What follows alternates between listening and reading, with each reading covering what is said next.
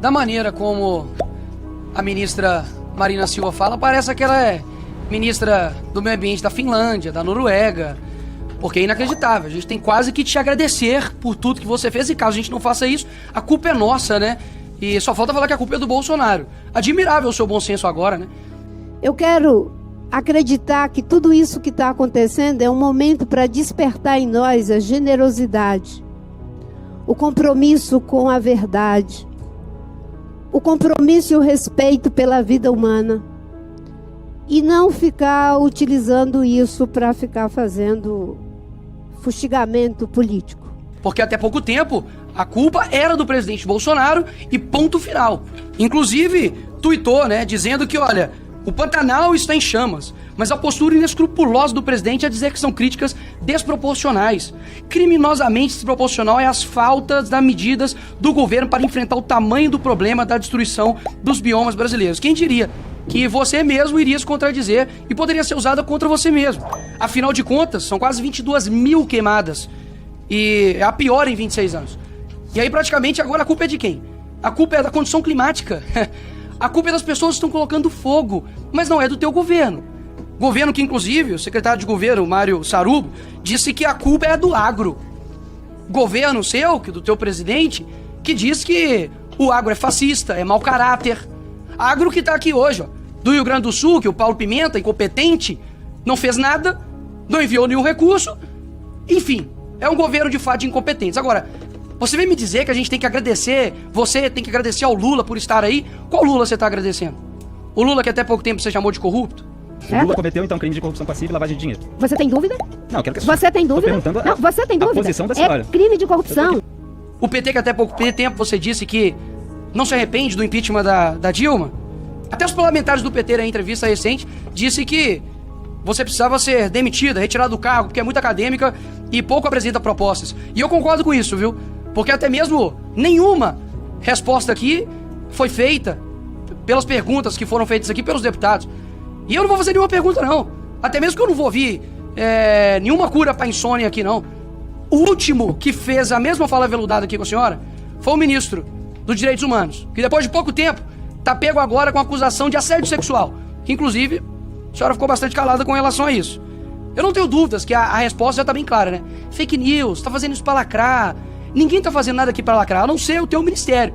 Afinal de contas, fala muito, mas faz pouco. Fica indignada com alguém usar o termo caixa preta. Não pode, porque isso é contra os negros. Essa CPI conseguiu abrir a caixa preta.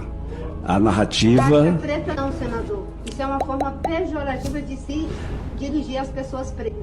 Preto não. Sou eu que estou aqui do seu lado. Caixa de Pandora. Ministra, que papinho é esse? A ministra do passado, eu poderia dizer que era diferente da de agora, mas é a mesma. É a mesma pessoa incompetente e incoerente.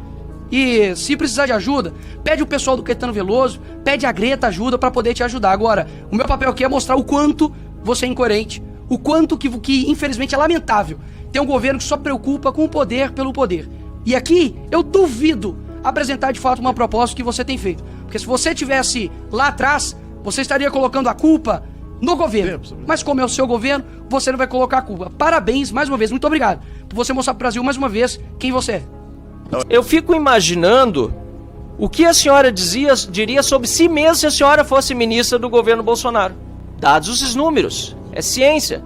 O que a senhora diria sobre si mesma?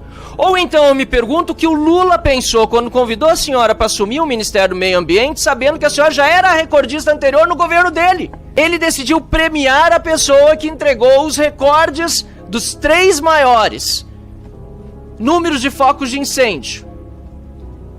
Desde a série histórica que aqui tenho, acho que é importante, pelo bem da ciência, dizer exatamente de onde começa.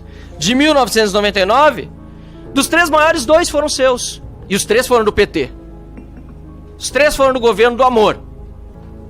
O amor pela destruição do meio ambiente.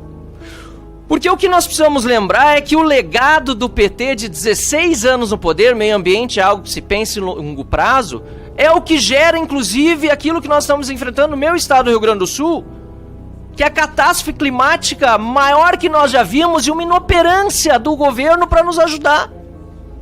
Não dá para ficar dizendo, eu concordo com aqueles que dizem, tem que cuidar porque meio ambiente é uma coisa só de ano a ano. É verdade.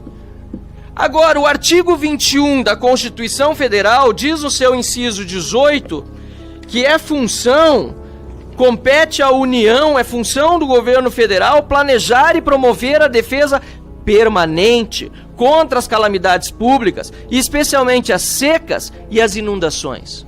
O que foi feito durante todo aquele período? A senhora foi ministra naquele primeiro governo do Lula. Depois todo o período que se seguiu, 16 anos do PT. E nós hoje, no Rio Grande do Sul, sem o solo, inclusive, mais com os nutrientes necessários, para que os nossos produtores, que aqui estão presentes, possam voltar a produzir.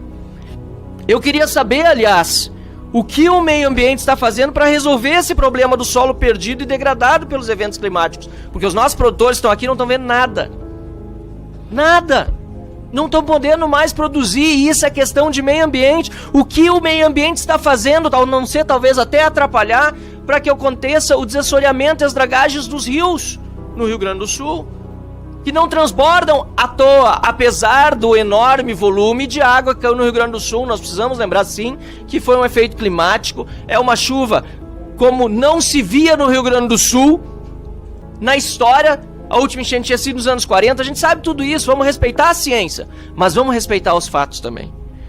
Eu queria saber, por isso, qual é a preocupação do Ministério com essa catástrofe do Rio Grande do Sul, quais são as ações mesmo para mitigar essas consequências dos atuais eventos climáticos, imediatamente. Porque ficar aqui de, puxa vida, porque aumentamos isso, o governo anterior aquilo, isso não nos serve.